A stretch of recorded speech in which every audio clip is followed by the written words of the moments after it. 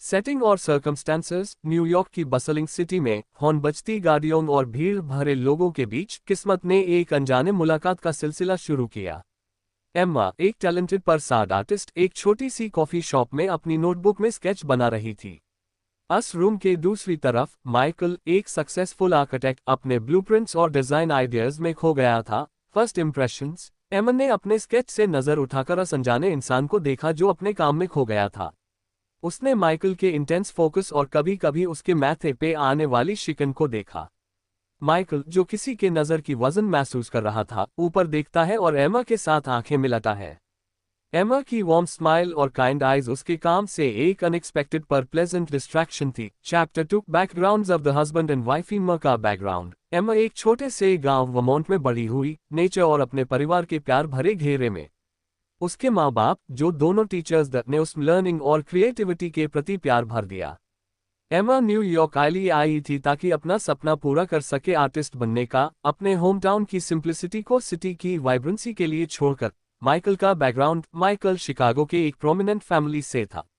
उसके माँ बाप, दोनों हाई अचीविंग प्रोफेशनल्स, अपने एकलौते बेटे से बड़ी उम्मीदें रखते थे। माइकल का आर्किटेक्चर के प्रति जुनून उसके पिता से आया, जो एक रेनाउंड आर्किटेक्ट थे।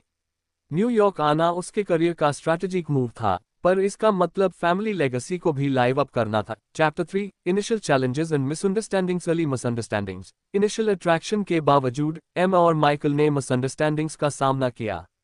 एम्मा ने माइकल के इंटेंस फोकस को डिसइंटरेस्ट समझा, जबकि माइकल ने एम्मा की क्वाइट नेचर को अलूफनेस समझा। उनका पहला कॉन्वर्सेशन ऑकवर्ड पॉजेज और मस्टरीड सिग्नल्स से भरा था। चैलेंजर्स। एम्मा का आर्टिस्टिक लाइफस्टाइल माइकल के स्ट्रक्चर्ड अप्रोच से क्लैश करता था। उसने स्पॉन्टेनिटी और इमोशन को वैल्यू किया, जबकि माइकल ऑर्डर और लॉजिक में जीता था। उनकी डिफरिंग पर्सपेक्टिव्स लाइफ और वर्क पर फ्रिक्शन क्रिएट करती थी, जो उन्हें ये सोचने पर मजबूर करती थी कि क्या उनकी अट्रैक्शन कुछ डीपर बन सकती है। Chapter 4, early relationship, first date और कॉटशिप। गैप को ब्रिज करने के लिए डिटर्मिन्ड माइकल ने एम्मा को एक आर्ट गैलरी विजिट के लिए इनवाइट किया, उसके आर्ट के पैशन को जानेट हुए। शाम एक रेवलेशन थी, उन्होंने अपने लव फॉर क्रिएटिविटी और डिजाइन में कॉमन ग्राउंड पाया। माइकल ने एम्मा के पर्सपेक्टिव को अप्रिशिएट किया, जबकि एम्मा ने उसकी डेडिकेशन और एम्बिशन को सराहा। Growing connection. ज्यादा टाइम स्पेंड करते हुए उनकी कनेक्शन डीप हो गई। रोमांटिक डिनर्स, लेट नाइट वॉक्स और शेयर्ड ड्रीम्स उनके रिलेशनशिप की फाउंडेशन बन गई।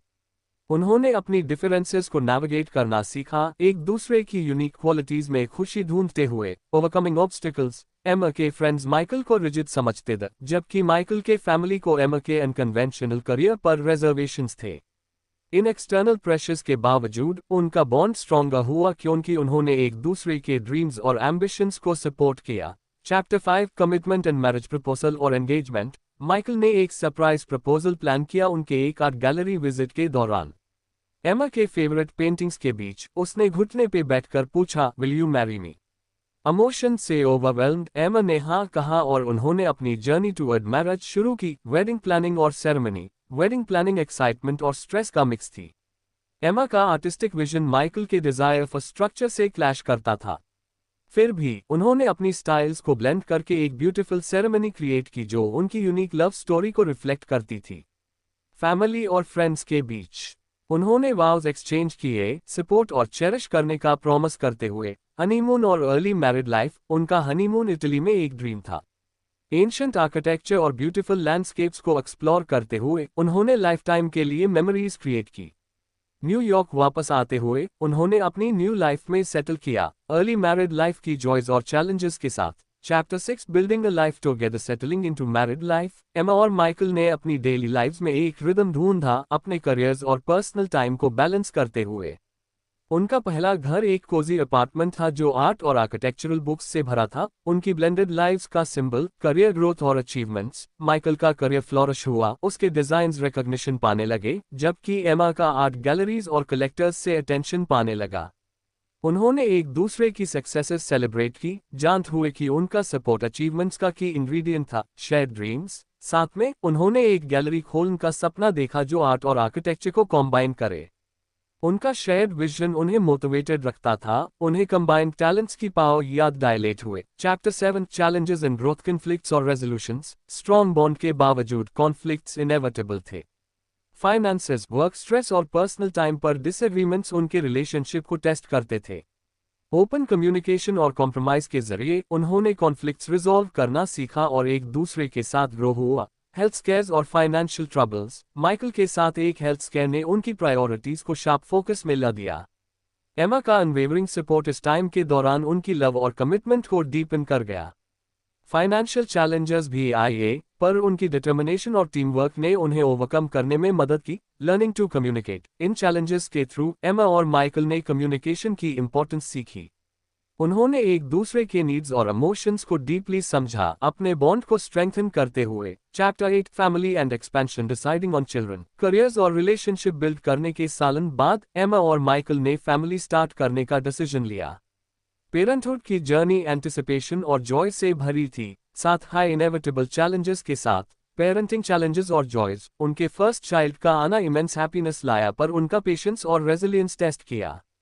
करियर्स और पेरेंटिंग रिस्पॉन्सिबिलिटीज को बैलेंस करना एफर्ट और अंडरस्टैंडिंग की जरूरत थी।